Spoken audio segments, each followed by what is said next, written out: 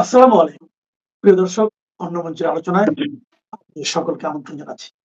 আজকে আমাদের আলোচনায় যেটা থাকছে সেটা হচ্ছে ঢাকায় বাংলাদেশের জাতীয় সংসদের সার্বভৌম জায়গা যেটা, সেই সার্বভৌম সংসদে দক্ষিণ প্লাজায় মার্কিন যুক্তরাষ্ট্রের স্বাধীনতা দিবস উদযাপিত হয়েছে।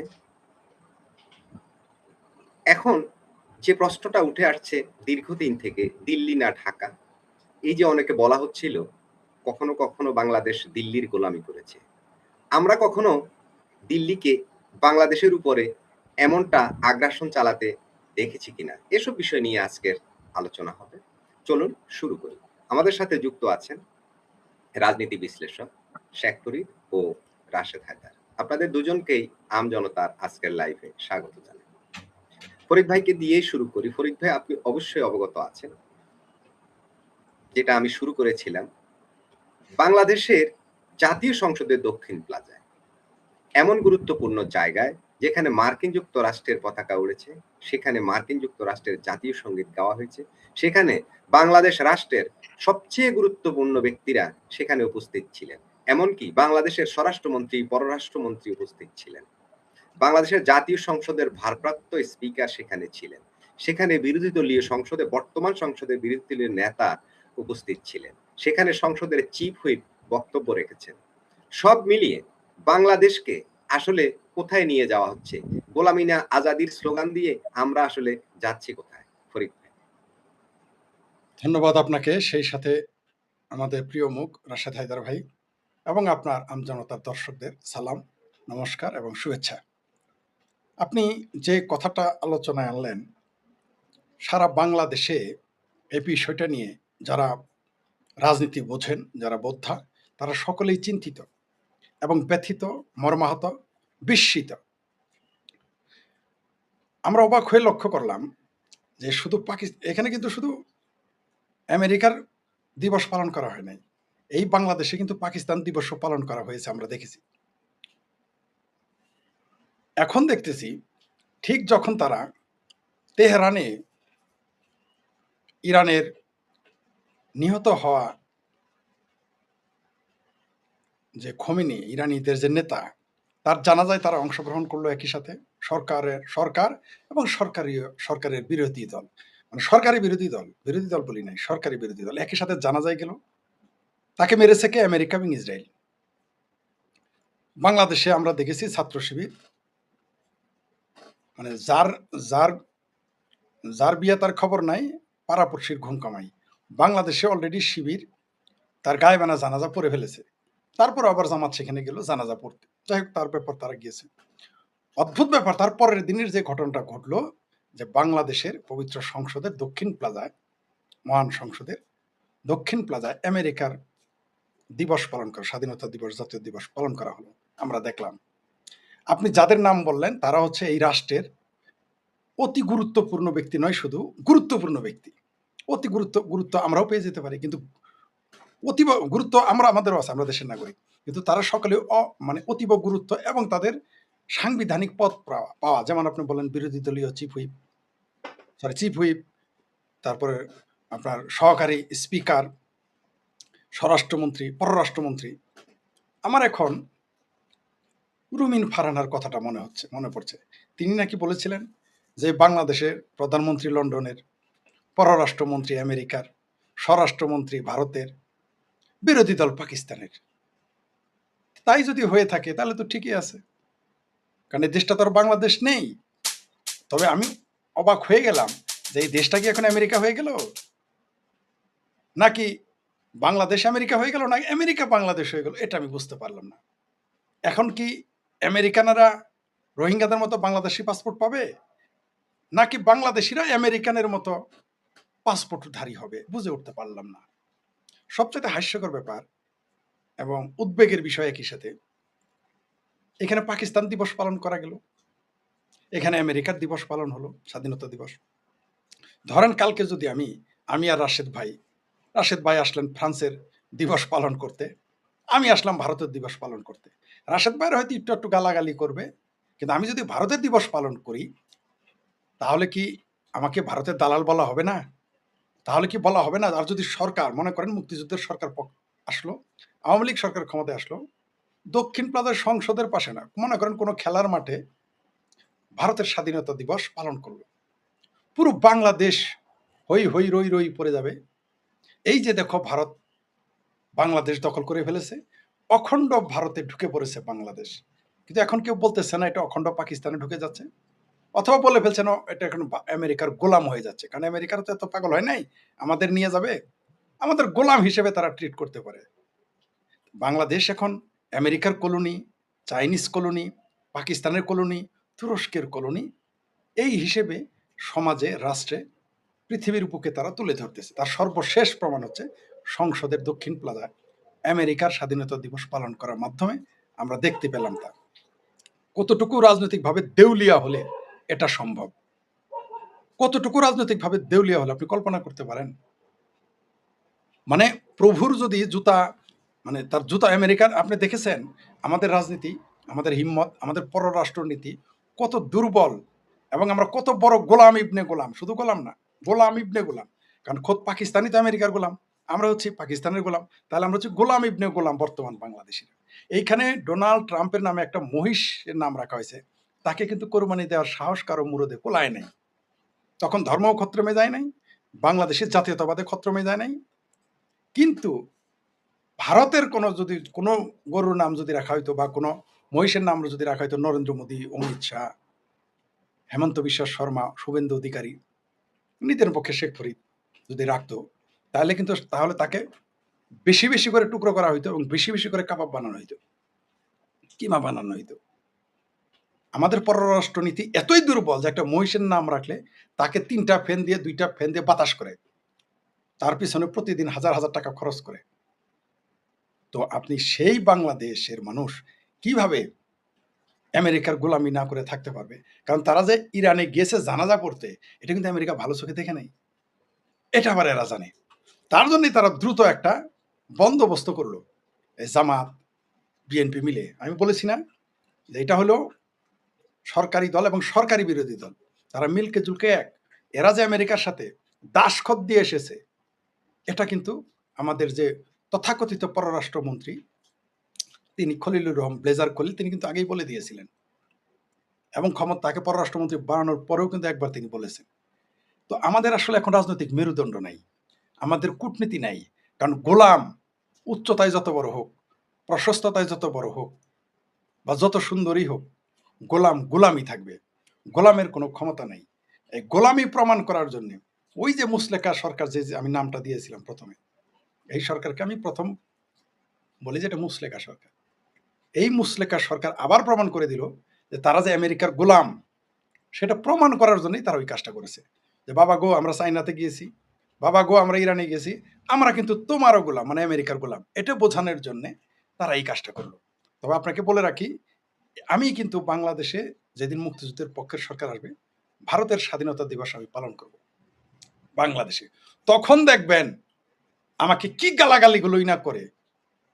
কিন্তু এখন কিন্তু সব চুপ, মসজিদের মোল্লা চুপ, সিংকু বামেরা চুপ। শুনলাম যে সিংকু বামেরা নাকি কেউ একটু প্রতিবাদ করেছে যে কেন বাংলাদেশে আমেরিকার স্বাধীনতা দিবস পালন করে, একটু প্রতিবাদ চেঁচামেচি। ফরিদ ভাই, এই আপনার বামেদের নিয়েও আলোচনা আমরা করব সেকেন্ড স্টেপে। এখানে একটু যেটা আপনি বলছিলেন, এটা একটু খোলাসা করি। আপনি বলছিলেন ইরানে যেই প্রতিনিধি দল গেল, সেটা মার্কিন যুক্তরাষ্ট্র ভালো চোখে দেখবে না। দেখেনি? আবার চীন সফরে গিয়ে চীনের সাথে বেশ কিছু এমওইউ স্বাক্ষর করে আসছে। সেটাকে কাভারেজ দেওয়ার জন্যই কি একেবারে Yes, স্বাধীনতা yes, সার্বভৌমত্ব বিকিয়ে বিকিয়ে দিয়ে দেবে। জি, একেবারে জি, সংসদ ভবনের জি, দক্ষিণ প্লাজা দিয়ে দিল ওদেরকে, জি, নাকি জি। অন্য কিছু? না, না, না, এটাই। এইখানে তারা বুঝাই দিল আমি ইরানে যতই যাই, চাইনাতে যতই যাই, যত চুক্তি করি, আমেরিকা আমি তোমার গোলাম, এটা বলে দিয়েছে। পাশাপাশি ভারতেরও ভয় দেখাইতেছে যে ভারত, আমাদের পাশে কিন্তু ইরান আছে, আমাদের পাশে চাইনা আছে, এই দেখে আমেরিকাও আছে, গোলামি করে প্রমাণ করে দিতেছে। কিন্তু এটা যে বুমেরাং হয়ে যাবে, এখন এটা কিন্তু সরাসরি রাষ্ট্রদ্রোহী, অর্থাৎ রাষ্ট্র নিজেই রাষ্ট্রদ্রোহী কাজ করবে। পৃথিবীতে এই ধরনের ঘটনা ফরিদ ভাই, ঘটেছে। তাহলে বিষয়টা একটু তাহলে অন্যদিকে যাই। সেটা হলো, এই যে বললেন বিষয়টা মার্কিন যুক্তরাষ্ট্র ভালো চোখে দেখছে না, তো ইরান কি যে চায়নার কাছে আশা করছেন যে বাংলাদেশের ওই তিস্তা ব্যারেজ করে দিবে, ওদিকে কি করিডোর বানাবে, আমাদের কি বলে মংলা বন্দরে বিনিয়োগ করবে, আরো কিছু প্রজেক্ট তো আছে 11টা। তো এই চায়না কি বিষয়টাকে কি ভালো চোখে দেখবে? শোনেন, আমাদের গ্রামেগঞ্জে একটা কথা আছে, দো দিল বান্দা কালেমা চোর, না পায় বেহেস্তে না পায় গোর। বাংলাদেশের দশা হবে তাই। আর একটু পরিষ্কার করে যদি বলি, একসাথে দুই নৌকায় পাড়া দেওয়া যাবে না, দুই পাড়া খাওয়া যাবে না। তো চায়নাকে খুশি করতে চেয়েছে, ইরানকেও খুশি করতে চেয়েছে, আমেরিকাও খুশি করতে চেয়েছে, আবার ভারতকেও খুশি করতে আবার 1000 কেজি আমও পাঠিয়েছে। তো এইরকম কূটনীতি, এটাকে যদি আপনি মনে করেন যে আমি মিলেমিশে থাকতেছি, এটা মিলেমিশে থাকা বলে না, এটাকে বলে কেচোর মতো মেরুদণ্ডহীন আপনি তাই এরকম করে চলতেছেন। এইটা করে আপনি মন পাবেন না, না আমেরিকার মন পাবেন, না চায়নার মন পাবেন, না ইরানের মন পাবেন। ইরান কিন্তু বিবৃতি দিয়েছিল যে বাংলাদেশ সরকারের ইরানের প্রেক্ষিতে বিবৃতিতে তারা সন্তুষ্ট নয়, প্রকাশ্যে বলেছিল। চায়না বলেছে বাংলাদেশে কোনো বিদেশি শক্তির আভ্যন্তরীণ হস্তক্ষেপ মেনে নিবে না। আমেরিকা বলেছে বাংলাদেশে চায়নাকে ঠেকাতে তারা এসেছে। তার মানে বুঝতে পারতেছেন তো আমরা কোন দিকে যাচ্ছি? আমরা হয়ে গেছি এখন গনিমতের মাল, অথবা গরিবের সুন্দরী বউ সকলের ভাবি হয়ে গেছি। এটার ফলাফল আমাদের জন্য ভালো ফল বয়ে আনবে না। আপনি ছোট দেশ হন, বড় দেশ হন, আপনার মেরুদণ্ড শক্ত থাকতে হবে। আপনি হ্যাঁকে হ্যাঁ বলতে হবে, নাকে না বলতে হবে, চোখের সাথে চোখ রেখে। আপনি যদি মনে করেন গোলামি করে আপনি টিকে থাকবেন, তাহলে পৃথিবীতে সব গোলামেরাই টিকে থাকতে পারতো। গোলামি করে কোনোদিন টিকে থাকতে পারবেন না আপনি, কোনোদিনই না। তো বাংলাদেশ যে গোলামির এবং যে মিলিজুলি, যে দোস্তি না জুটে দুশ্মনী না টুটে এই ফাতরামি করবে, ওটা তারা বুঝে ফেলেছে বাংলাদেশের অবস্থান কি। না আপনি চাইনিজ সহযোগিতা পাবেন, না আমেরিকান সহযোগিতা পাবেন। ইরান তো নিজেই দরিদ্র রাষ্ট্র আরবের পাশে, তা তো সহযোগিতা করার ক্ষমতাই নেই। রইল বাকি ভারত। আপনি ওইখানে আম যতই দেন কোনো কাম হবে না। ভারত কিন্তু বুঝে ফেলেছে আপনার চরিত্র কি, আমার চরিত্র কি, রাশেদ হায়দারের চরিত্র কি, বাংলাদেশ, এগুলো কিন্তু ভারত জানে। ভারত অত্যন্ত সূক্ষ্ম পদ্ধতিতে একেবারেই ধীরে সুস্থে মেপে সে কদম ফেলে। তাকে আপনি যতই চালাকি করেন তার সাথে পারবেন না। আর আমেরিকার সাথে তো পারবেনই না। আমেরিকা তো ধর্মুরগি করজব এই নীতিতে বিশ্বাসী, তার যখন যা দরকার তার সে করে ফেলবে। বরং আমেরিকাকে আপনি বুঝিয়ে দিলেন যে তিনি এত মানে সে আমেরিকারা দেখলো, আমেরিকান সরকার দেখলো যে বাংলাদেশকে আমরা যত বড় গোলাম মনে করেছি, এরা তার চেয়ে বড় গোলাম। এটা বরং প্রুভ হয়ে গেল। এবং এর জন্য আমাদের ভুগতে হবে, জাতিকেও ভুগতে হবে, বাংলাদেশের জনগণকেও ভুগতে হবে, দেশকেও ভুগতে হবে। জি, ধন্যবাদ। জি, ফরিদ ভাই, রাশেদ হায়দার ভাইয়ের কাছেও আসি। রাশেদ হায়দার ভাই, ফরিদ ভাই যেটা বললেন যে টোটালি বাংলাদেশের একটি নতজানু নীতি বাংলাদেশ ধারণ করে, যার কারণেই বাংলাদেশের এই যে এত বড় লজ্জাস্কর ঘটনা বাংলাদেশে ঘটে গেল, যেটা বাংলাদেশের মহান জাতীয় সংসদের যে সার্বভৌম এই সংসদ, তার দক্ষিণ প্লাজা মার্কিন যুক্তরাষ্ট্রের স্বাধীনতা দিবস উদযাপন, এবং সেখানে রাষ্ট্রের গুরুত্বপূর্ণ ব্যক্তিরা উপস্থিত থাকা, এমনকি সেখানে বক্তব্য রাখা। আপনারও কি তাই মনে হয়? কেন বাংলাদেশ এতটা নতজানু নীতি ধারণ করলো? রাশেদ হায়দার। ধন্যবাদ মাসুদ ভাই, আপনাকে, শ্রদ্ধেয় ফরিদ ভাই এবং দর্শক শ্রোতা মন্ডলীর সকলকেই আন্তরিক অভিনন্দন। আমাদের ফরিদ ভাই যে কথাগুলো বলছে, এই কথাগুলোর সাথে দ্বিমত পোষণ করার কিছুই নেই। আপনি দেখেন, বাংলাদেশ যখন স্বাধীন হয়েছে, এই বাংলাদেশের নরহত্যা, গণহত্যা যা কিছুই ঘটছে, সরাসরি আমেরিকান অস্ত্র যেগুলো পাকিস্তানকে পাঠাইছে, পাকিস্তান সেগুলো দিয়ে চালাইছে। সেই আমেরিকা ডিসেম্বরের 12 তারিখ পর্যন্ত তারা চাইছিল বাধ্য করতে যে ভারত যাতে বাংলাদেশের স্বাধীনতাকামী মানুষকে সাহায্য না করে, যাতে এই দেশ স্বাধীন না হয়। এরপরও দেশ যখন স্বাধীন হয়ে গেছে, আপনার বঙ্গবন্ধু শেখ মুজিবুর রহমান মরার আগ পর্যন্ত, মানে 15ই আগস্টের আগ পর্যন্ত বাংলাদেশকে স্বীকৃতি দেয় নাই।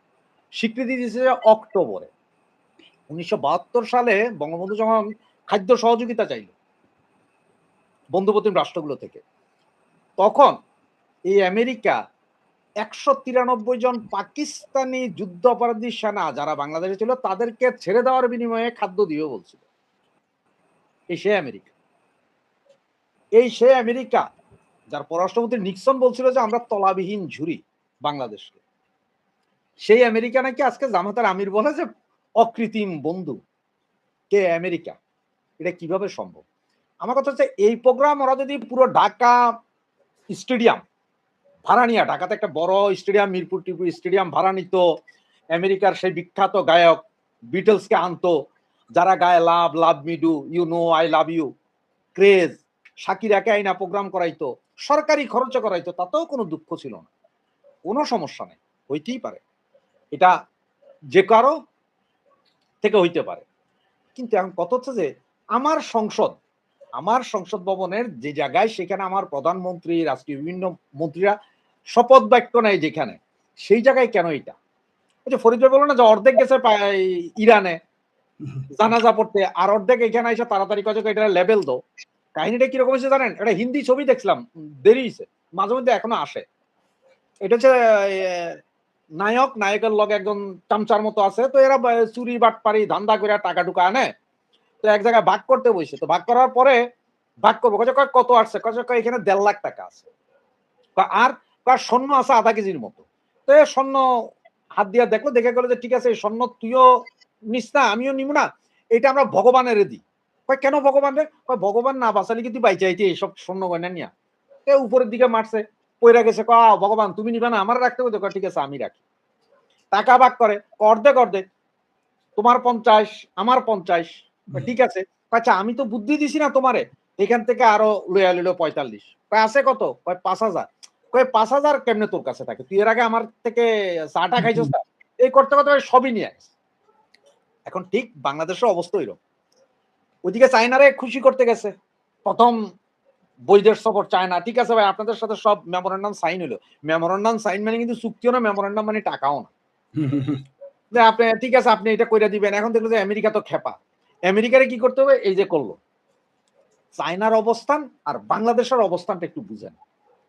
চায়না যে কি শয়তান, $70 বিলিয়ন চায়না ইনভেস্ট করছে পাকিস্তানের বেলুচে, এটা বন্দর, কি জানি বন্দরটার নাম ভুলে গেছে, চাবার না, চাবার তো ইন্ডিয়া, সরি বেলুচের এই ইনভেস্টটা করে ওখান থেকে রোড নিয়ে গেছে সরাসরি কই পর্যন্ত? চায়না পর্যন্ত। বেলুচ যখন এই যে গত 1 বছর যাবত বেলুচ যখন খেপলো যে তাদের বিভিন্ন জিনিসপত্রগুলো চায়না চলে যাবে, তারা কি করলো? রোড উড়াই দিল। সেই বন্দরে পাকিস্তানের কোস্ট গার্ডের 30 জন সেনা অফিসার মারা ফেলালো বেলুচ। পাকিস্তানের সেনাবাহিনী মানে গার্ড দিতে যায় না, চায়নার এই $70 বিলিয়ন এখানে ভেস্তে গেছে। এখন তাদের আরেকটা রোড কি আছে? Myanmar to China to Dhaka. এই একটা জিনিস খেয়াল করছেন?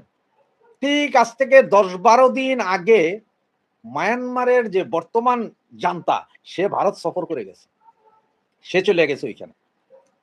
আছে কতদিন এই যে মায়ানমারের এই যুদ্ধ চলতেছে, তো আজকে আমরা প্রায় সেই 91 সাল থেকে দেখতেছি। 91 সাল থেকে রোহিঙ্গা, তো সে 91 সালে অল্প 50 না 60 হাজার রোহিঙ্গা ছিল, 96 সাল পর্যন্ত এটা বাড়লো, এরপর আস্তে আস্তে বাড়তে 12 লাখ।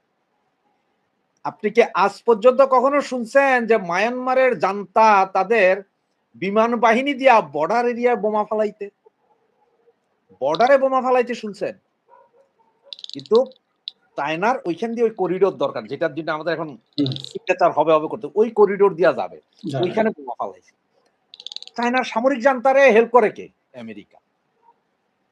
পাকিস্তানের বেলুচরে হেল্প করে কারা? সব কিন্তু ইরান হয়ে আসুক আর যেখানে হয়ে আসুক, সব অস্ত্রই কাদের? সব সেই আমেরিকান। আফগানিস্তান লাগা বইছে বর্ডারে পাকিস্তানের সাথে, এখানে হেল্প করতেছে কারা? ইসরা ইঙ্গিত পেছনে আমেরিকা। চায়না যত জায়গায় যাইতেছে সব জায়গায় কিন্তু আমেরিকা বাগড়া দিতেছে। এখন আমরা এখনো বুঝতেছি না বা বুঝি না। আমরা খুব স্বপ্ন দেখতেছি, হ্যাঁ, যে ভারতের সাথে বন্ধুত্ব করার চেয়ে চায়নার সাথে বন্ধুত্ব করা মনে হয় আমাদের জন্য লাভজনক, এটা আমরা চিন্তা করতেছি। বাস্তবে উল্টা। কিন্তু বাস্তবে যে না চায়নার সাথে বন্ধুত্ব হবে, না আমাদের আমেরিকার সাথেও বন্ধুত্ব হবে, কারণ আমেরিকা আছে ধান্দায়। ভারতের বাজেটে দেখেন বন্ধুপ্রতিম রাষ্ট্র যেগুলো আছে, বাংলাদেশ, নেপাল, তারপর আরো যা যা আছে, এদের জন্য আলাদা একটা বরাদ্দ থাকে, থোক বরাদ্দ, যেটাকে সহযোগিতা, মানে এইটা ফেরত দিতে হবে না, এই পয়সা আপনি প্রকল্প তৈরি করবেন, ভারত দিবে, খরচ করেন, হিসাবও নাই, দিতেও হবে না। চায়না আজ পর্যন্ত এরকম কোন বাজেট আপনার জন্য বরাদ্দ দিছে ভাই? পাকিস্তান দিছে, পাকিস্তানের সংসদরা। এই যে 2 দিন আগে পত্রিকাতে পড়লাম যে পাকিস্তান থেকে চাউল আনতেছে, সেই চাউল পচা চাউল, যে চাউল এখানে আনা পর্যন্ত খাওয়া যাবে না। আমেরিকা থেকে গম আনতেছে $70 বেশি করে। এগুলো কিছুই বুঝেন না, এখনো মানুষ হয়তো বুঝে না, কিন্তু অল্প কিছুদিনের ভিতরে বুঝবে। কারণ এই যে আমেরিকার তাবেদারি, মানে আমেরিকা ওই যে বলছে না দিল্লি না ঢাকা, এতদিন কইছে দিল্লি না ঢাকা, ঢাকা ঢাকা, এখন কয় যে এই আজাদি না গোলামি, আমেরিকার পাঁচাটি। আমেরিকার পাঁচাটা মাত্র শুরু হয়েছে, সামনে আরো চাটাচাটি দেখবেন, মানে এই চাটাচাটির কোনো শেষ নাই। এখন আমাদের প্রধানমন্ত্রী সে তারেক রহমানের বাড়ির ভিতরে বা তারেক রহমানের কার্যালয়ের ভিতরেও আমেরিকান ফ্ল্যাগ ঝুলাইয়া স্বাধীনতা দিবস পালন করতে পারে, কোনো সমস্যা নেই।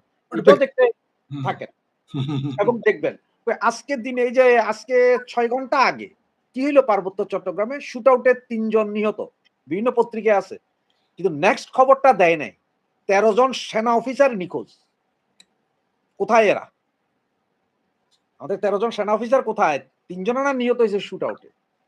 সবকিছু মিলে বাংলাদেশের যে পরিস্থিতি, তাতে যতই দালালি করেন আর যাই করবেন করেন, জামাত এর দালাল, পাকিস্তানের দালাল, আমেরিকার দালাল, এটা সবাই জানে। কারণ এ যত ধরনের মৌলবাদী সংগঠন পৃথিবীতে আছে সবগুলার সৃষ্টিকর্তা হচ্ছে যে আমেরিকা। গতকালকে একটা খবর আর একটা ভিডিও সহ দিছে অনেক পত্রিকায়, সেখানে 5 জন ছেলেকে দেখা যাচ্ছে যাদেরকে মৌলবাদী কর্মকাণ্ডের কারণে গ্রেপ্তার। ওরা কি জানি ঢাকার কি জানি একটা বালুর মাঠ না কি আছে যেটাকে নাকি মিনি কক্সবাজার বলা হয়, যাত্রাবাড়ি ফাতা ব্রিগেডের ট্রেনিং দিতেছে। ফাতা ব্রিগেডটা কাদের? ফাতা ব্রিগেড কোনটা? ওই যে ইসরায়েলের রাষ্ট্রদূত যে কইছিল যে ইয়ে আছে হামাস আছে এখানে, এটা কি খুব ভুল বলছে? এখন ফাতা ব্রিগেড বাইরে, আর যাদের চেহারা ওগুলা দেখলেই বোঝা যায় যে এরা জঙ্গি ট্রেনিং করতে।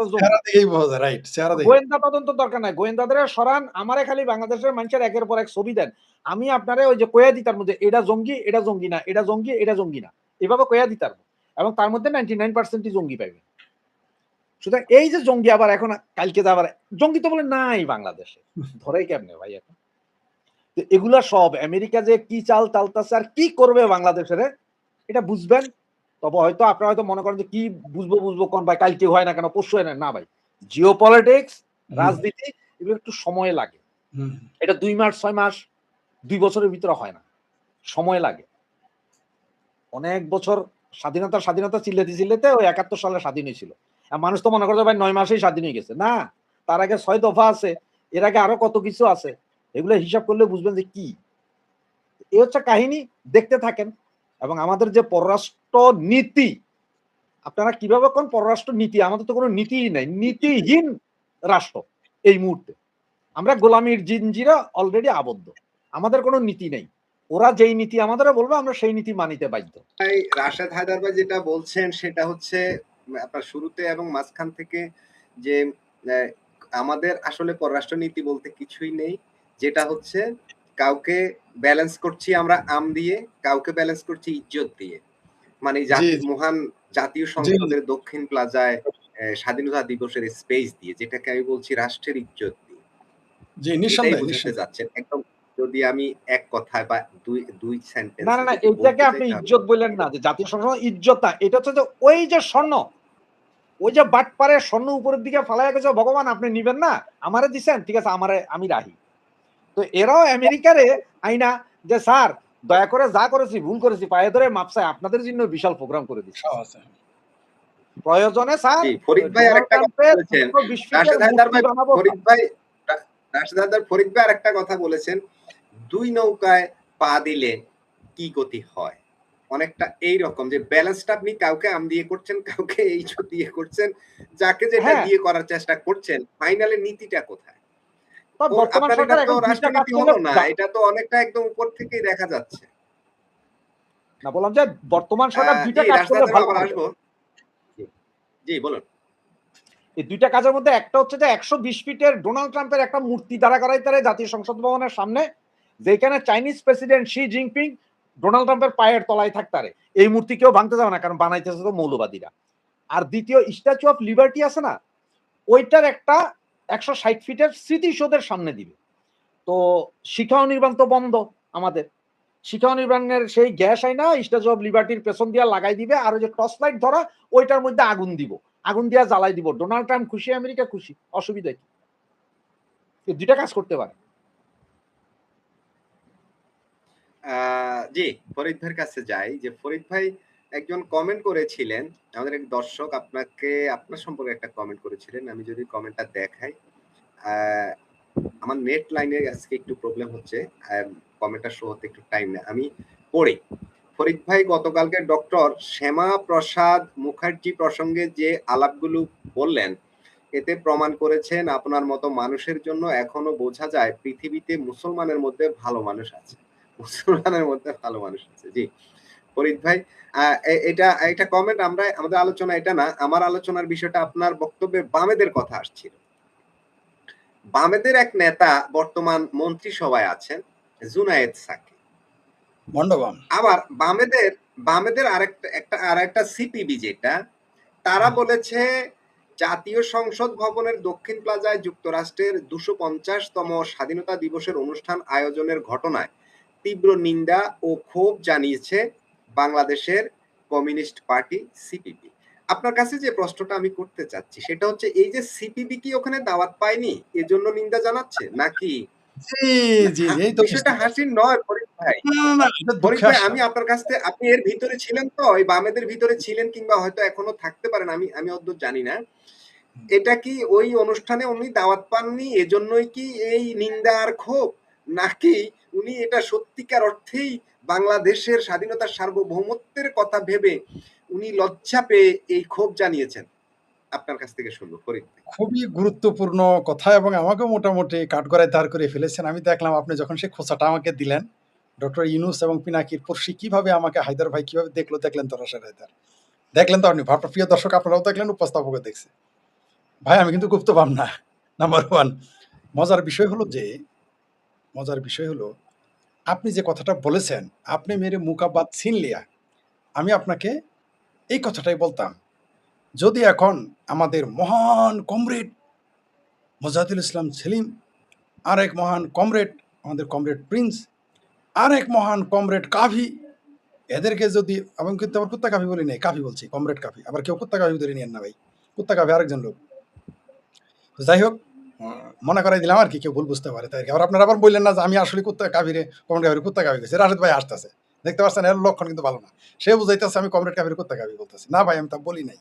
যাই, যেটা বলতেছিলাম সেটা হলো যে ওনাদের যদি মন্ত্রিত্ব দিতেন তাহলে ঠিক ওই যে বামদের ব্যাগটা না, বামদের জুতাটা না, বামদের পৃষ্ঠপোষকতায়, বামদের ব্যাগটা না, জুনায়েদ সাকির মতো তারাও যদি এমপিত্ব মন্ত্রিত্ব পেয়ে যেত, টুর শব্দ ঠিক করতো না, বরং তারা ওইখানে গিয়ে উপস্থিত থাকতো। নতুন মৌলবীদের যেমন ফতর অভাব নাই, বামদের তেমন ফতর অভাব পাবেন না। বাম রাজনীতিতে কখনোই আপনি শুধু হিন্দুত্ববাদী নয়, বাম রাজনীতিতে আপনি পৃথিবীর কোনো মৌলবাদী রাজনীতিকে আপনি সাপোর্ট দেওয়া তো দূরের কথা, আপনি তার সাথে পীড়িতও করতে পারবেন না। এটাই বাম রাজনীতি। কিন্তু আমরা কি দেখি, বাম রাজনীতিদের জঙ্গি হামাসের পক্ষে তারা সিকরি করে, আমরা দেখেছি। অথচ আজকের সর্বশেষ খবর জানেন, জঙ্গি হামাস গোষ্ঠী কিন্তু বলে দিয়েছে তারা গাজার যে কর্তৃত্বের দাবি তারা ছেড়ে দিয়েছে। সেই তো নথ খসালি, তবে কেন লোক হাসালি। 2023 7 অক্টোবর যখন পাঙ্গুরার ভাঙ্গুরা বললো আবাবিল পাখি যাইতেছি ইসরায়েল দখল করতে, আমরা কিন্তু বলেছিলাম বাবা রে, মৌসাকে তো ঢিলটা দিলা, একদিন কিন্তু গাজা থাকবে না, কিন্তু এত তাড়াতাড়ি সত্য হবে এটা আমরা জানতাম না। আপনার কথা বলি, যখনই এই মৌলবীদের মতো এদের ফতর অভাব নাই, এই বামদের, যদি বামের এখন সরকারে থাকতো, কি সুন্দর চমৎকার একটা বামপন্থের ওই পুঁজি বা কাল মার্কসের পুঁজি, মার্কস এঙ্গেলসের আরো বই এনে সেগুয়ে ভাড়া, তারপর ফিদেল ক্যাস্ট্রো, লেনিন, স্ট্যালিন, মাওবাদী, মাও সেতুং, এদের দিয়ে একটা খিচড়ি পাক করে বলতে এই যে দেখো এই কারণে যাওয়া যাবে, এই কারণে আমরা গিয়েছি। মৌলবীদের মতো মৌলবীরা দেখেন না, এখন জামাত এখন ফতোয়া দিতেছে না আমেরিকার পক্ষে, অথচ এই জামাতিরাই মিছিল করেছে, রুশ ভারত মার্কিন ফুরিয়ে গেছে তোদের দিন, স্লোগান দেয় নাই, এই বাংলাদেশে দিছে। তারা কি স্লোগান দেয় নাই তারা হবে তালেবান, বাংলা হবে আফগান? স্লোগান কি দেয় নাই? তারা কি স্লোগান দেয় না যে শিয়ারা কাফের, সেখানে আবার জানাজা করতে যায়? কত বড় বাটপারি! আমেরিকা যাকে মেরে ফেলছে তার জানাজা করে, আবার আমেরিকার স্বাধীনতা দিবস পালন করে। কত বড় বাটপারি জামাতিরা! তো এই যে আপনি যে কথাটা বললেন, বামপন্থীরা এরা যদি ক্ষমতা থাকতো আর বলতো না। জুনায়েদ সাকি, আরে বাপরে বাপ, কত বড় বিপ্লবী রে ভাই! বোঝা গেল যে মানুষ ততক্ষণ বিপ্লবী থাকে যতক্ষণ ক্ষমতায় না যায়। তাই আমি দোয়া করব আগামীতে সব বিপ্লবীরা যেন ক্ষমতার বাইরে থাকে। আমারও ইদানিং ভয় করে, যদি কখনো সাকির মতো এমপি মন্ত্রী হয়ে যায়, ভিপি নুরার মতো, আমি বোধহয় এরকম হয়ে যাবো। তাই আমার ওই আশা শখ মাইতে গেছে, মনে হয় আমি এরকম হয়ে যাবো।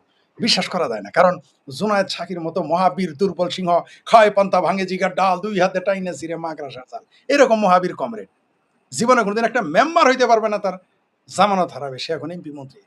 এই বাটপারেদের যত বিপ্লবী বক্তব্য দিত এই বামেরা, এই বামেরা যখন জুনায়েদ সাকিকে ফ্লোর দিত, আমাদের পিছনে দাঁড়ায় থাকতে দিত না। এইরকম মহাবীর। এই জুনায়েদ সাকির পিছনে দাঁড়ায় থাকলে তারা নিজের, এরা কিন্তু পয়দা করছে বামেরা। এই জুনায়েদ সাকিকে সে কিন্তু বামদের পয়দা। সে হলো বাঁয়ে সিগন্যাল দিয়ে ডাইনে মোড় নিয়ে ভাগছে। ওই যে ভারতের কমরেড কানাইয়ার মতো। মানে বামপন্থী রাজনীতি মহাবিপ্লবী। আমি বলেছিলাম এটা ভাগবে। কমরেড কানাইয়ার কথা ভারতের, আমি বলেছিলাম এটা ভাগবে। এই জুনায়েদ সাকির সাথে আমি কোনো ছবি তুলি নেই কোনোদিন। ওদের ছবি তুলে দিছি। মহান নেতারা থাকলে ছবি তুলে দিতাম। ভাই অনেকে বলে না না না জুনায়েদ সাকির ছবি তুলবো না, কারণ এটা বাটপার, 2 দিন আগের পরে ভাগবে। কেউ বিশ্বাস করেনি। ভেগেছে তো, ভাগবে। কারণ এরা হচ্ছে ওই যে রাশেদ সাহেব কত সৎ লোক, মাসুদ সাহেব ছি ছি ছি ছি ছি, কোটি কোটি টাকা ঘুষ খায়। হাই রে রাশেদ সাহেব সৎ লোক। রাশেদ সাহেবের চাকরি দিচ্ছেন মাদ্রাসার মসজিদের ইমামের ঘুষ দেয় কারা?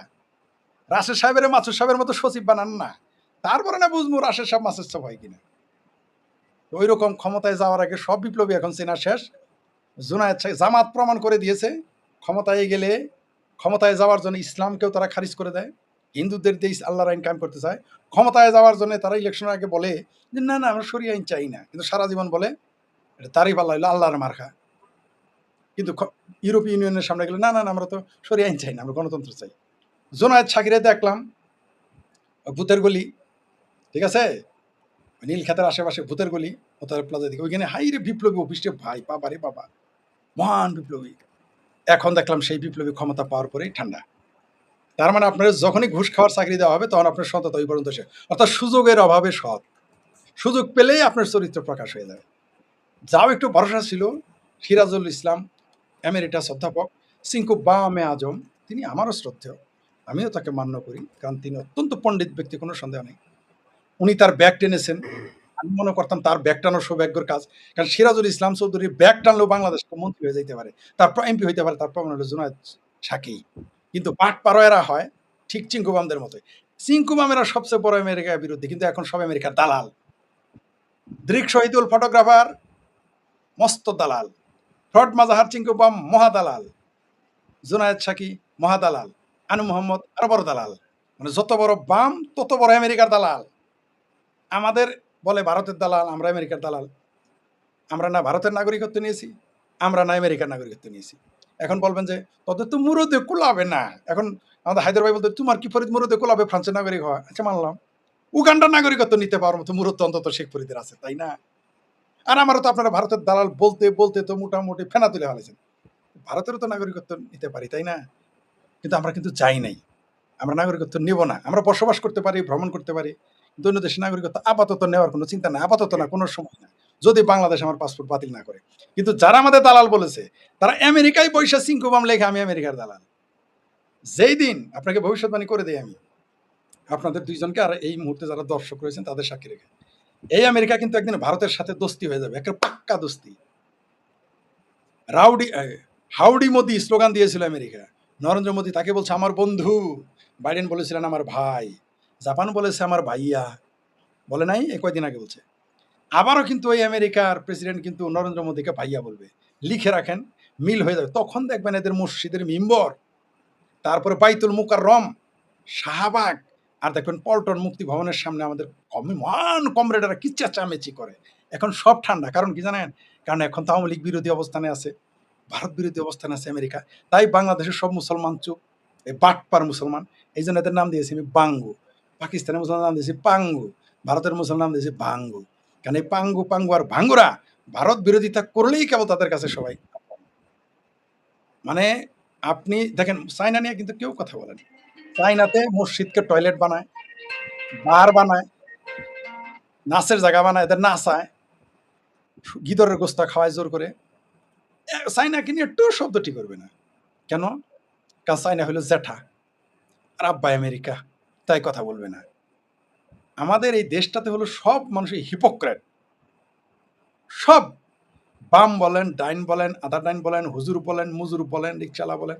ডক্টর হুমায়ুন আজাদ এই কারণে বলেছিলেন, যেই দেশে প্রধানমন্ত্রী থেকে মিসকিন পর্যন্ত হইল দুর্নীতিবাজ।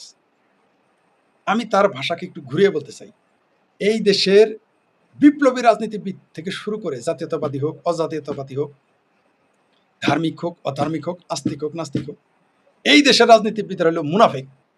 এরা যাহা বলে তাহা কথা ধরে নিবেন। ওই যে যখন সোভিয়েত ইউনিয়ন ভেঙে গেল, তখন সোভিয়েত ইউনিয়ন আমেরিকা থেকে একটা কমিক বের হয়েছিল যে সমাজতন্ত্র কাকে বলে, গণতন্ত্রে যাওয়ার দীর্ঘতম পথ। অর্থাৎ ৭৭ বছর সমাজতন্ত্র রাজনীতি করে পরে দেখা গেল তারা গণতন্ত্রে চলে গেছে, মানে তারাও ভণ্ড। তো সোভিয়েত ইউনিয়ন যখন ভেঙে গেছে তারপরে আর সমাজতন্ত্রের অস্তিত্ব আসলে পৃথিবীতে নাই, থাকার কথাও না। কারণ আপনি সমাজতান্ত্রিক আন্দোলন করেন, আপনাদের বয়স কোনো অংশে কম না। আচ্ছা, রাশেদ হায়দার ভাই এবং মাসুদ ভাই, আপনাদের দুইজনকেই বলি এবং দর্শকদেরও বলি, মন্তব্য করবেন যাদের বয়স আমাদের মতো। কবে আপনি লাস্ট শুনেছেন বামপন্থীরা বলেছে এই দেশের সমাজতন্ত্র কায়েম করব? আমি গত ৩০ বছরে কারো মুখ থেকে শুনি নাই। কেউ যদি শুনে থাকেন আমাকে জানাবেন। আমি বহুবার বামপন্থীদের মিছিলে, অসংখ্য মিছিলে অংশগ্রহণ করেছি এবং করিয়েছি। আমি শুনি নাই কোনোদিন সমাজতন্ত্র কায়েম করব বলে। গণতন্ত্র কায়েম, আরে ভাই তুমি করতেছো সমাজতন্ত্র রাজনীতি, গণতন্ত্র তার নামে যাক, তোমার সমস্যা কি?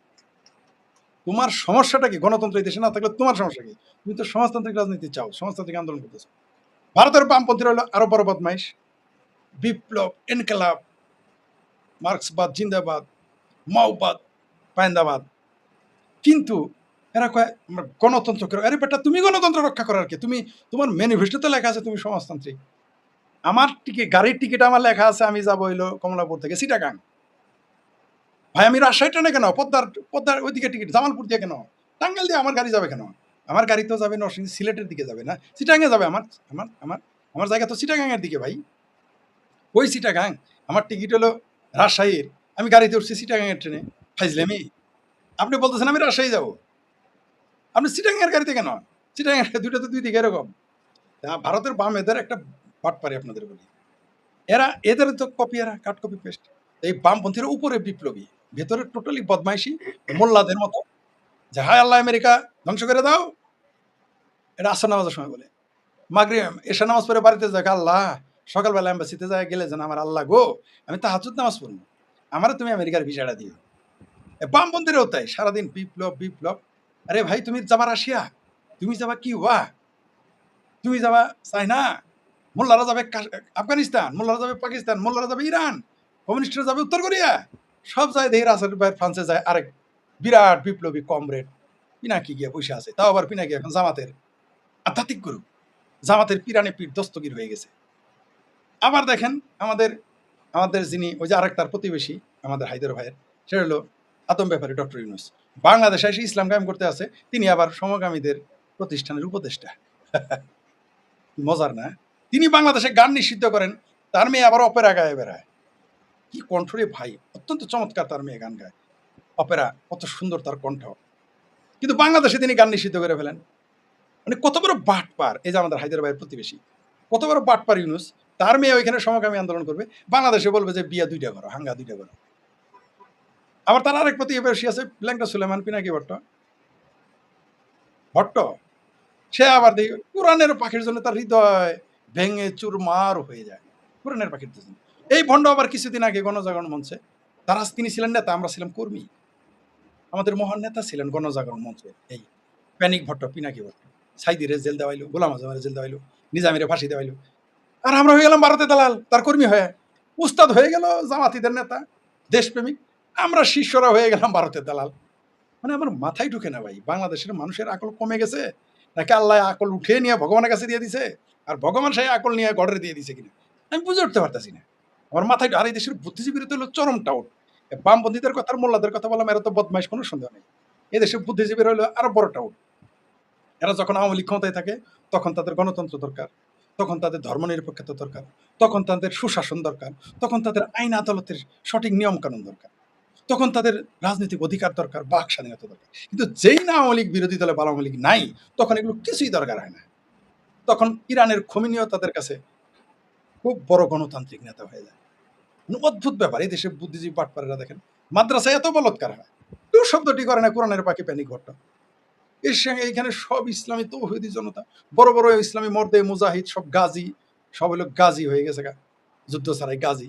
কেউ শহীদ হয়ে আবার জিন্দা শহীদে ফিরে আসে। কিন্তু মাদ্রাসার কোরআনের পাখিদের যে বলৎকার হয়, 4-8 বছরের ছাত্রকে 4-8 জন মিলে বলৎকার করে, কেউ টু শব্দটি করে না। মানবাধিকার সংস্থা টু শব্দটি নেই। বাংলাদেশের মানবাধিকার সংস্থা যারা আছে, এরা আওয়ামী লীগ থাকলেই কেবল বলে আমাদের মানবাধিকার দরকার, তারপরে দরকার নেই। তা আমি এই জন্য দোয়া করতেছি আওয়ামী লীগের আসলে ক্ষমতায় আসা দরকার।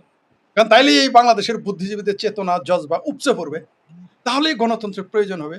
গণতন্ত্র কি আমরা বুঝতে পারবো। এই আপনার আহমদ সফর মাজারের খাদেম সলিমুল্লাহ খান বলেছিলেন, ধর্ম নিরপেক্ষতা ছাড়া গণতন্ত্র হয় না। এই কথাটা যদি আমি শেখ ফরিদ বলি, আমি হয়ে যাবো কাফের, ভারতের দালাল, হিন্দুর দালাল, শেখ হাসিনার দালাল, আওয়ামী লীগের দালাল, নরেন্দ্র মোদীর দালাল, বিজেপির বাংলাদেশ শাখার সভাপতি আমি, বিষয়টা এরকম। কিন্তু এটা সলিমুল্লাহ খান বলেছেন, আমি বলিনি। আমি ভাই ধর্ম নিরপেক্ষতায় বিশ্বাস করি না। আমি মানুষে মানুষে বিশ্বাস করি। মানুষ যখন মানুষের মূল্যায়ন করবে, এগুলো তো যেমন ওই যে নারীবাদ নারীবাদ বলে, আমি মানবতাবাদী হলে তো এমনি নারীবাদ হয়ে যাই। আমি যদি মানবতাবাদী হয়ে যাই তাহলে তো নারীর প্রতি সম্মান এমনি আসবে। তো যাই হোক, যারা নারীবাদের জন্য আন্দোলন করে তাদের প্রতি আমার শ্রদ্ধা আছে, যারা ধর্ম নিরপেক্ষতা আন্দোলন করে শ্রদ্ধা আছে মানুষকে বোঝানোর জন্য। কিন্তু মানবতাবাদী যদি আপনি হয়ে যান, তাহলে তো আপনার হায়দার ভাই কি কালার, কি রঙের, কি ধর্মের, কি বর্ণের আমার যায় আসে না। আমরা সব মানুষ, আমি মানবতাবাদী। তো আমাদের এখানে যারা আছে, এরা হলো বাম, এরা হলো, আবারও বলি, এরা হলো ভণ্ড। এদের ক্ষমতা দেন, এই বামদের জামাত ইসলামের সাথে জোট করে ক্ষমতায় গেলে আর যাইতে হবে, যাই বলবে তখন বাংলাদেশ তৈরি ঠিক হয় না। ওই যে দেখেন না, মহিউদ্দিন এক বাটপার আরেক বাম বলেছে কি, যে পাকিস্তান আমলে বাংলাদেশে দুধের নহর বসতো, মদের নহর বসতো, সোনা দানায় মোড়া থাকতো টয়লেট, এই পাকিস্তানে, পূর্ব পাকিস্তানে। এই তার স্বাদের পাকিস্তান ভেঙে ফেলেছে সোভিয়েত ইউনিয়ন আর ভারত ষড়যন্ত্র করে। শুধু একটা কথাই বলা বাদ রাখছিল, যে ৭১ সাল পর্যন্ত, ১৯৪৭ সালের ১৪ই আগস্ট থেকে শুরু করে ১৯৭১-এর ১৬ই ডিসেম্বর আগের দিন ১৫ই ডিসেম্বর পর্যন্ত বাংলাদেশে বেহেশতের হুরিরাও ছিল ১৬ই ডিসেম্বর থেকে গায়েব হয়ে গেছে। এটাই শুধু বলা বাদ রাখছে। আর গেলমান তো আছেই মাদ্রাসায়, ওটা তো এখনো আছে, তখনও ছিল, গেলমানের সংখ্যা এখনো বাড়ছে। আমরা দেখতে পারতেছি মৌলবীরা অন্তত হুরটা চলে গেছে, হুরের কাজ এখন গেলমান দিয়ে শুরু করছে মাদ্রাসা। যদি এটা অপ্রাসঙ্গিক, কিন্তু আনতে আমি বাধ্য, কারণ যারা মাদ্রাসা নিয়ে গবেষণা করে তারা বলেছেন আমাকে, প্রতিদিন বাংলাদেশে ২ লক্ষ শিশু বলাৎকার হয়। তাই এই কথাগুলো আমাদের সামনে আনতে হবে। আমি কোনো ধর্মের বিরোধিতা করিনি, ধর্মের পক্ষেও না, আমি স্পষ্ট আমার অবস্থান। আমি হায়দার ভাইয়ের পক্ষেও না, হায়দার ভাইয়ের বিপক্ষেও না। আমি মাসুদ ভাইয়ের পক্ষেও না, মাসুদ ভাইয়ের বিপক্ষেও না। আমি ইসলাম, হিন্দু, ইসলাম, সনাতন, খ্রিস্টান, ইহুদি, জৈন, পার্সিক, কারোরই পক্ষে না, কারোরই বিপক্ষে না ভাই। আমি অন্যায় থাকলে আমি সেটা বলবোই। আপনি যখন রাম মন্দিরে চুরি করবেন, সেটারও বিরোধিতা করবো। আপনি যখন মক্কায় বাটপারি করে ওই টাকা দিবেন, তখনও তার বিরোধিতা করবো। আপনি বাইতুল মুকাররমে পকেট মারবেন, ওর বিরোধিতা করবো। মাদ্রাসায় বলাৎকার করবেন, তার বিরোধিতা। আবার ভালো কাজ করেন, যেমন শিখ ধর্মের আমি প্রশংসা করি। আমি নন প্র্যাকটিসিং, আমার রিলিজিয়নের ব্যাপার আমার আগ্রহ নেই, কারণ আল্লাহ, গড, ভগবান। ফরিদ ভাই, জি ফরিদ ভাই, আমার একটা প্রশ্নের ভিতরে, বাম বাম যে বাংলাদেশের সবচাইতে বড় বাম সংগঠন সিপিবি, এই এখন সবচাইতে বড় বাম সংগঠন সিপিবি, তারা যে তীব্র নিন্দা ও ক্ষোভ জানালো এই সংসদের দক্ষিণ প্লাজায় মার্কিন যুক্তরাষ্ট্রের আপনি আমার পেটে থাকে কথাটা, মানে আমি খুব চালাকি করলাম, এটা বলবো না। আপনি খুবই আমার চালাকি করে পেট থেকে, মানে ধান বাঁধে শিবির গেলাম, তাতে বইলে যান। অর্থাৎ আমার পোলাই কইছে বাবা আইসক্রিম খামো, টনসেল হয়েছে। আমি অনেক গল্প করলাম যাতে আইসক্রিমটা না খায়, মানে আপনি বাইর করেই ছাড়বেন। এটা আমার কাছে তো ফরিদ ভাই এমনটাই মনে হচ্ছে, আমি জানি না আপনার কাছে কেমন মনে হচ্ছে। আমি গতকালকে দেখলাম মাহমুদুর রহমান মান্না, তিনি হুট করে এসে সরকারের সমালোচনা শুরু করলেন। কি সমালোচনা? সরকার কথা রাখেনি, সরকার কমিটমেন্ট ভঙ্গ করেছে, জাতীয় সরকার করার কথা ছিল, সরকার সেটা করেনি, মানে ওনাকে মন্ত্রী দেয়নি, এই জন্য উনি সরকার সমালোচনা শুরু করে দিয়েছেন। আর দিলে কিন্তু এটা করতেন না। মানে সবাই শুধু ওনার নিজের ব্যক্তি স্বার্থটাই চায়, দেশ গোল্লায় যায়। মান্না ভাইয়ের পেতি বাড়া। ডাক্তার সাহেব তো এখন বিএনপির প্রতিমন্ত্রী হয়ে গেছে, তারা গ্রহণ উপদেষ্টা। মান্না ভাইয়ের দিলেই ঠান্ডা হয়ে যায়, ঠান্ডা হয়ে যায়। যেমন মান্না ভাইয়ের প্রতি আমি শ্রদ্ধাবোধ রেখেই বলছি। মান্না ভাইয়ের কাছে আমি প্রথম শিখেছি যে প্রেসিডেন্ট জিয়াকে প্রেসিডেন্ট জিয়া বলা যাবে না, জেনারেল জিয়া বলতে হবে। এই ছেলেটি কি বল, আমি তখন ছোট মানে কি, তরুণ আর কি। আমি বললাম জিয়াকে জিয়া বলতে হবে, জেনারেল জিয়া বলতে হবে। আমি শেখ ফরিদ কিন্তু তার তরিকা ধরেই রাখছি, এখনো জেনারেল জিয়াই বলি। কিন্তু আমার শ্রদ্ধেয়, আমার, ঠিক আছে, আমার গুরু মাহমুদুর রহমান মান্না কিন্তু এখন শহীদ, শুধু প্রেসিডেন্ট জিয়া বলে না, শহীদ প্রেসিডেন্ট জিয়াউর রহমান বলে। আমি কিন্তু তার আদর্শ। ফরিদ ভাই আরেকটা ছোট্ট বিষয়, ফরিদ ভাই আরেকজনের কথা বলি। আজ দেখলাম পূর্ণিয়ার ভিউতে মেজর অবসরপ্রাপ্ত আখতারুজ্জামান, সাবেক সাংসদ, তিনি বলছেন যদি ভাড়া দেয়া হয় তাহলে সংসদের দক্ষিণ প্লাজায় আমার নাতির ওই আকিকার অনুষ্ঠান করতে চাই, কি যেন এরকম একটা, বা খাতনার অনুষ্ঠান করতে চাই। মানে ব্যাপারগুলোকে সবাই কেমন যেন একটা হাস্যরসে, মানে কেমন যেন একটা কৌতুক করছে এই ঘটনাটাকে নিয়ে। যাই হোক, আমি একটু অন্য প্রসঙ্গে একটু আসি। প্রসঙ্গ, জি বলুন। কোন দেশপ্রেমিক মানুষ এই কোন দেশে, সেটা আমেরিকা না, আপনার যত সুসম্পর্ক, আপনি জাতীয় সংসদের সাথে এই ফাত্রামি করতে পারেন না যে ওইখানে আপনি পালন করতে বলছে কে? আর সরকার কেন পালন করবে? আমার বাংলাদেশ কেউ স্বপ্রণোদিত হয়ে করতেই পারে, অথবা এটা আমেরিকা করেছে, আপনি সেখানে দাওয়াতপ্রাপ্ত হন, নো প্রবলেম। আমেরিকা তাদের মহান স্বাধীনতা দিবস যাতে তারা পালন করবে, ওকে ওয়েলকাম। কারণ গণতন্ত্রের তারা জনক, মানে গণতন্ত্রকে পৃথিবীতে এখন রপ্তানি করে, তারা গণতন্ত্রের গোডাউন আছে তাদের, যখন যেখানে দরকার হয় বস্তা বস্তা বইরে পাঠায় দেয়। আমরা কখনো কখনো বিমান বিমান দিয়েও পাঠায় গণতন্ত্র, আমরা দেখলাম। কখনো কোনো গণতন্ত্র ইউনিসের কাঁধে ছেড়েও আসে, কখনো কোনো গণতন্ত্র, ওই যে আমার রাশেদ ভাই বললেন যে বার্মার জেনারেলের কান্ধেও তারা কিছু গণতন্ত্র রপ্তানি করে দেখলাম। মাঝে মাঝে গণতন্ত্র তারা, আগে গণতন্ত্র তারা ইরাকের সাদ্দামের কাছে পাঠাইতো, এখন গণতন্ত্র বাংলাদেশে পাঠাইছে জামাতের কান্ধে তুলে দিয়ে। যাই হোক, সেটা অন্য ভালো কথা, তো তারা পালন করতে পারে। তারা একটা, আমেরিকা বাংলাদেশের যে কোনো, মানে যেটা অসামরিক জায়গায়, বেসামরিক জায়গায়, সংসদ ব্যতীত, ওইখানে আপনি পারেন না, ওটা আমার জায়গা। ওই সংসদ আমার বুক, আমার হৃদয়, আমার হৃদয়ে কেবল আমার মা বাবা, আমার সন্তানই থাকবে, আর কেউ না। তো আমার হৃদয়ে তো আপনাকে আমি জায়গা দিতে পারবো না। আমি আপনার পাশে বসাইতে পারি, ডাইনে বসাইতে পারি, তাই না? আপনার সন্তানকে ভালোবেসে আমি অনেক জমি জমা কিনে দিতে পারি, কিন্তু হৃদয়টা তো আমার সন্তানের জন্য, আমার মা বাবার জন্যই থাকবে। তা আপনি আমেরিকা মনে করেন ঢাকা স্টেডিয়াম দিয়ে দিলেন আমেরিকার স্বাধীনতা দিবস পালন করে, সেখানে আপনি দাওয়াত দেন, সেখানে আপনি তারেক রহমানকে দাওয়াত দেন, no problem, I don't mind. সেখানে আপনি আপনাদের ৭১-এর গোলাম, আপনার গোলাম ইবনে গোলাম, পাকিস্তানের গোলাম তো ছিল জামাতি, তো তাহলে গোলাম ইবনে গোলাম বলতে হবে, ডাইরেক্ট গোলাম না তো, ইনডাইরেক্ট গোলাম। তাহলে গোলাম ইবনে গোলাম জামাতের রাখেন, নিজাম ইসলাম রাখেন, মুসলিম লীগ রাখেন, বামপন্থীরা রাখেন, রুহিন হোসেন প্রিন্সকে দাওয়াত দিন, no problem, I don't know, যেতে পারে। রুহিন হোসেন প্রিন্সও সেখানে যেতে পারে, আমিও যেতে পারি, এত সমালোচক যেতে পারি। কেন একটা দেশের স্বাধীনতা দিবস পালন করবেন, আমাদের দাওয়াত করেন, কিন্তু আপনি তো আমার সংসদের প্লাজায় আপনি করতে পারেন না ভাই। আপনি আমার বাড়ির পাশে তো, আমার বাড়ির ভিতরে, উঠানের ভিতরে তো আপনি মজমা করতে পারেন না, তাও আবার আমি করতেছি আপনার মজমা। তার মানে কি? তার মানে এটা কোনো যারা রাজনীতির অন্তঃস্তর বুঝে, যারা রাজনীতি, যারা সার্বভৌমত্বের সংজ্ঞা বুঝে, তারা এই ঘটনার নিন্দা জানায়, এটা অপরাধ। এটা বললাম তো, রাষ্ট্র, সরকার নিজেই রাষ্ট্রের এবং সরকারের বিরুদ্ধে অবস্থান নিয়েছে।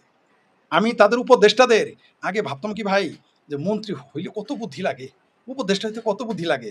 কালকেও প্রমাণ করে দিয়েছে যে উপদেষ্টা হইতে গেলে ঘিলু যত কম থাকে তত, মানে আমি আগে ভাবতাম বাপরে বাপ, উপদেষ্টার ব্যাগ টানার লোক না তো আমি, এখন দেখি না, উপদেষ্টার যে ব্যাগ টানতে পারেন যোগ্য না, সেই লোকের যদি জুতা টানতে পারেন তাহলে আপনি উপদেষ্টা হইতে পারবেন। কারণ এই আকল, একটা উপদেষ্টা, তারেক রহমানের উপদেষ্টা বাধা দিয়েছে যে এটা কইরেন না, এটা দৃষ্টিকটু, এটা সমালোচনা হবে। আমি শেখ ফরিদ তো এটা করব, অবশ্যই জাতীয় সংসদের আশেপাশে নয়, আমি বাংলাদেশের কোনো স্টেডিয়াম ভাড়া নিয়ে বা কোনো কমিউনিটি সেন্টার ভাড়া নিয়ে বড়, সেখানে আমি ভারতের স্বাধীনতা দিবস পালন করব। কেন জানেন? এটার প্রতিবাদে। দেখি তাদের কি কি প্রতিক্রিয়া।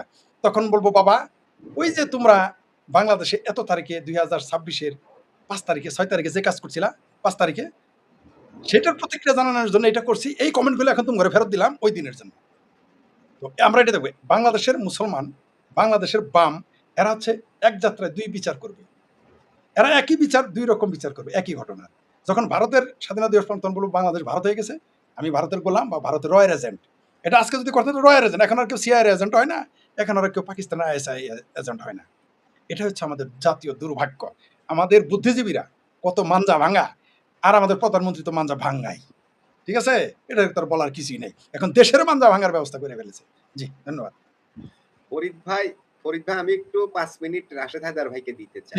রাশেদ হায়দার ভাইকে আমি যে প্রসঙ্গটা দিতে চাই সেটা হচ্ছে আমাদের বর্তমান জাতীয় সংসদের বিরোধী দলীয় নেতা ডাক্তার শফিকুল, একটু সংশোধনী আছে, বলতে হবে যে তিনি বলেছেন, বাংলাদেশ সরকারের বিরোধী দলীয়, সরকারি বিরোধী দল বলতে হবে ভাই, আমার আপত্তি আছে। জি, বাংলাদেশের বর্তমান জাতীয় সংসদ, তিনি বলেছেন আমেরিকা আমাদের পরীক্ষিত বন্ধু, মানে আমেরিকা বাংলাদেশের পরীক্ষিত বন্ধু। এই যে পরীক্ষিত বন্ধু, আসলে কি আমেরিকা বাংলাদেশের পরীক্ষিত বন্ধু নাকি জামাতে ইসলামের পরীক্ষিত বন্ধু? আপনার কাছে কি মনে হয় রাশেদ হায়দার? এখন বাংলাদেশটা এখন জামাতে ইসলামের দখলে। গত 2 বছর যাবৎ পুরোটাই জামাতি মৌলবাদীদের দখলে। আপনার রাস্তাঘাট, ব্যবসা বাণিজ্য, সচিবালয় থেকে শুরু করে সব জামাতিদের দখলে। জামাত যদি চায় 2 ঘন্টায় সচিবালয় বন্ধ করে দিতে পারবো, তারেক জিয়ার সব শেষ। জামাতের দখল। জামাতের বন্ধু হচ্ছে যে আমেরিকা। আমি আপনার এর আগেও কিছুক্ষণ আগে বলছিলাম যে পৃথিবীতে যত মৌলবাদী গোষ্ঠীর জন্ম সব আমেরিকার দ্বারা। সুতরাং জামাতের প্রিয় বন্ধু হচ্ছে রাশেদ হায়দার আমেরিকা। ভাই, আমি এটা একটু জানি যে তিনি যে বললেন বাংলাদেশের একেবারে পরীক্ষিত বন্ধু, তো ৭১ সালে এই মার্কিন যুক্তরাষ্ট্রের ভূমিকা আর জামাতের ভূমিকা কি ছিল? বন্ধুটা আসলে এদের আমেরিকা। দুজনের ভূমিকাই তো এক ছিল ভাই। আমেরিকা দিছে অস্ত্র আর জামাত তাদের সোর্স এবং নিজেদের শক্তি দুইটা দিয়েই তো গণহত্যা চালাইছে।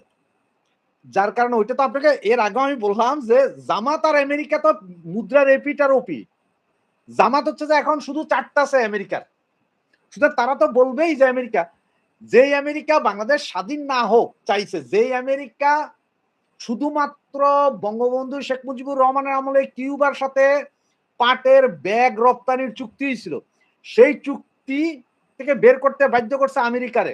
৭৪-এর খাদ্য দুর্ভিক্ষ বাজাইছে যে আমেরিকা, আজকে সে আমেরিকা যদি বাংলাদেশের বন্ধু বলা হয় তাহলে এরপরে আর বলার কি আছে? দালাল কত প্রকার কি কি তার জামাতের এই আমিরদের না দেখলে বুঝবেন না। কারণ এগুলো তো কোনো কোয়ালিটি নাই, quality less, without any quality.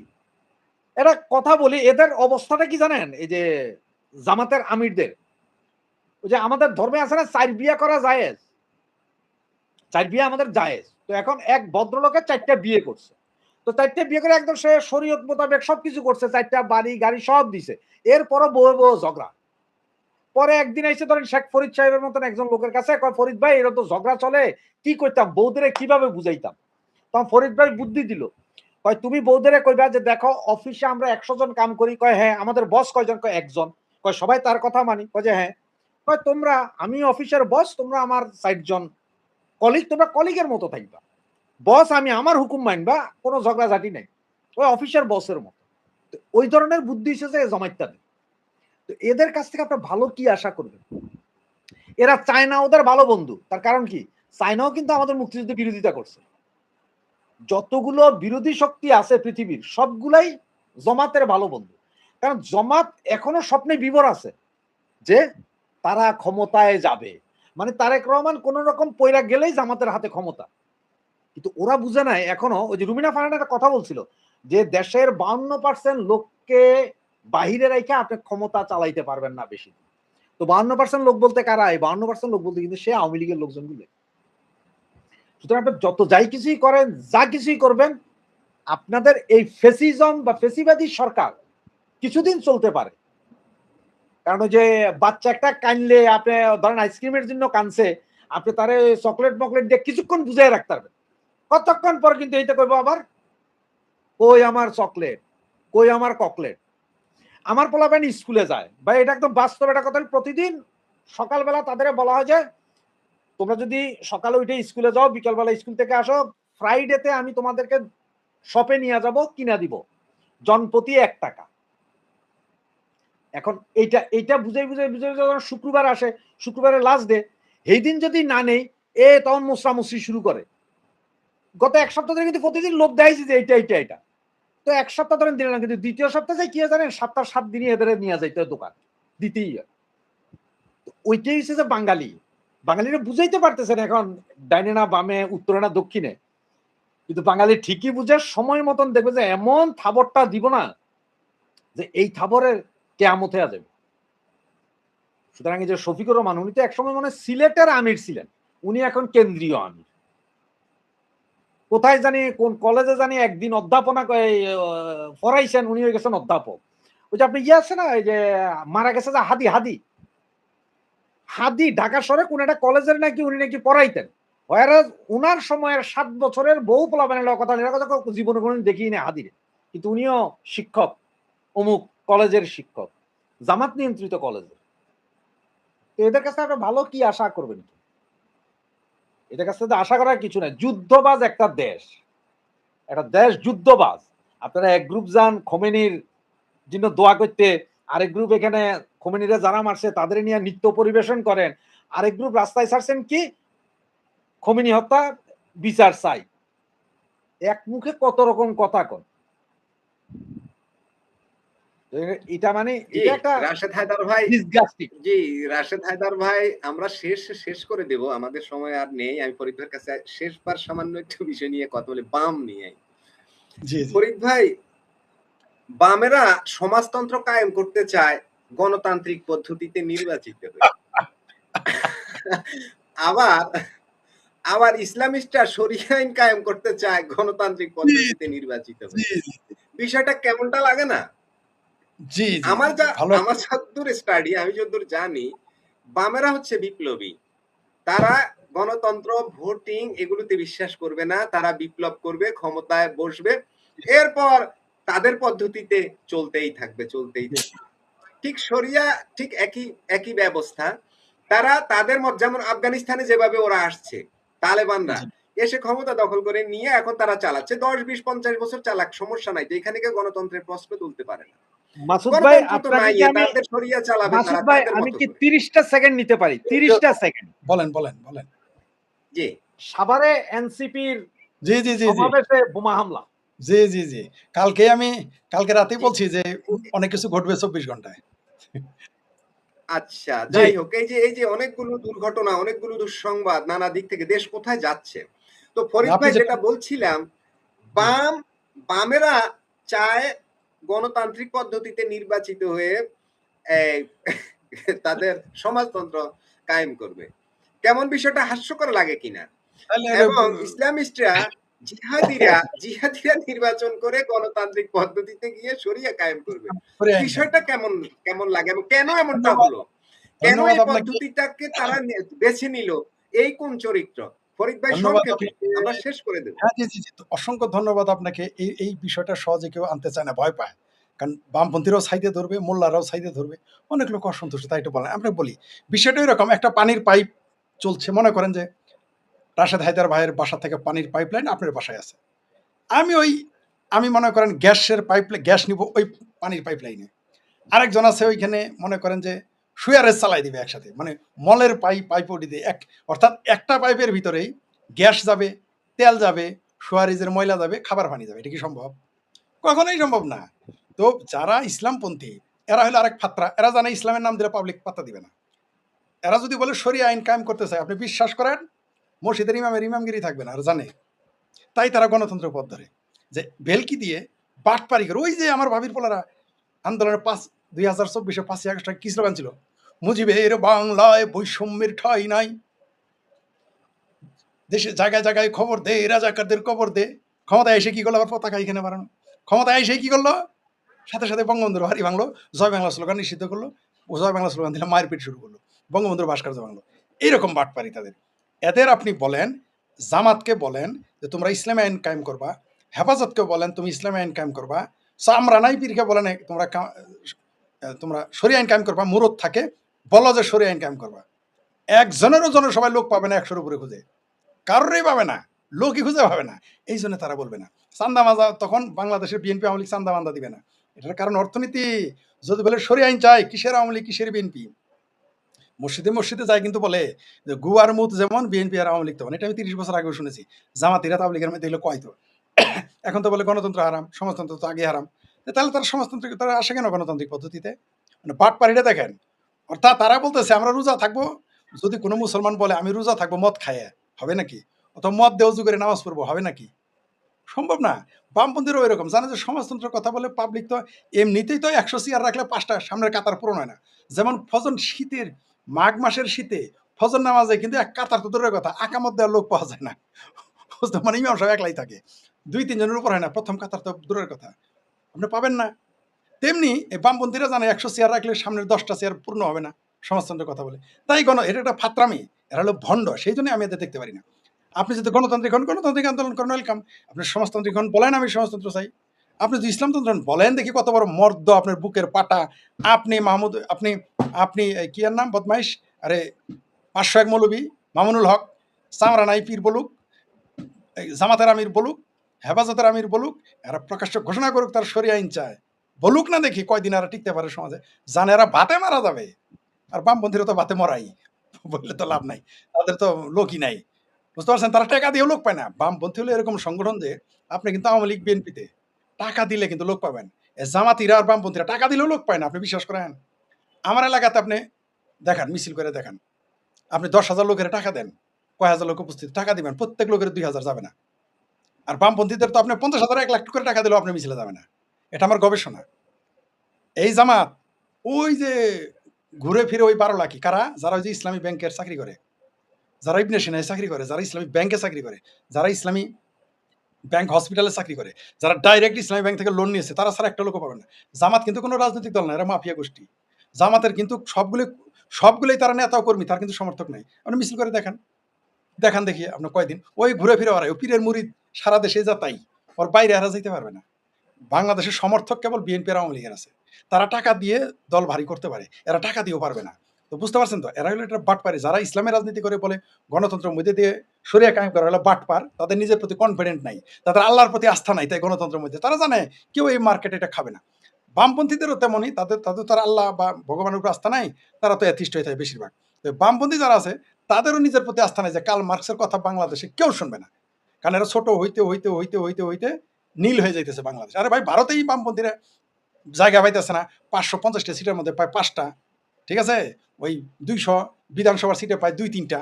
তো এগুলো তো ওরা টিকতে পারবে না, কারণ বামপন্থীরাও ভারতেরও যেরকম ফাত্রা ভণ্ড, ইসলামপন্থীরাও তেমনি ফাত্রা ভণ্ড। তারা প্রকাশ্যে বলুক কিসের গণতন্ত্র, তুমি সমাজতন্ত্র কায়েম করো, কিন্তু ওই যে এরা পানির পাইপলাইনে তেলের পাইপলাইন তেল নিবে, গ্যাস নিবে, মানে এটা কি সম্ভব? পানির পাইপলাইনে যেমন তেল আর গ্যাস যাবে না, তেমনি এটাও যায় না। তার মানে কি, তারা বিকল্প খুঁজে, মানে কি তাদের প্রতি নিজেদের প্রতি কনফিডেন্ট না। ইসলামপন্থীদের নিজের প্রতি কনফিডেন্ট আছে। সরমান আরিফির বক্তব্য দেখ না, আগামীতে আমি ক্ষমতায় গেলে শরিয়া আইন কায়েম করবো, দেখেন লোকজন কয়টা পায়। জামাত যায় মিছিলে বলুক আগামীতে গেলে সংসদে শরিয়া আইন কায়েম করবো, মুরদ আছে বলার, বলুক না দেখি, মুখতে শুধু বলুক, করতে হবে না, মুখতে বলুক, দেখেন কয়দিন থেকে। আর বামপন্থীরা শুধু বলুক আমরা সমাজতন্ত্র কায়েম করবো, বিপ্লব বিপ্লব সমাজতান্ত্রিক বিপ্লব, এখন আর বলে না গণতন্ত্র কায়েম। আরে ভাই, গণতন্ত্র জাহার নামে যায়, তোমার কমিউনিস্ট পার্টির কি যায় আসে? গণতন্ত্র জাহার নামে যায়, এই ইসলামিস্টদের কি যায় আসে? মানে এরা ভণ্ড। জি, ধন্যবাদ।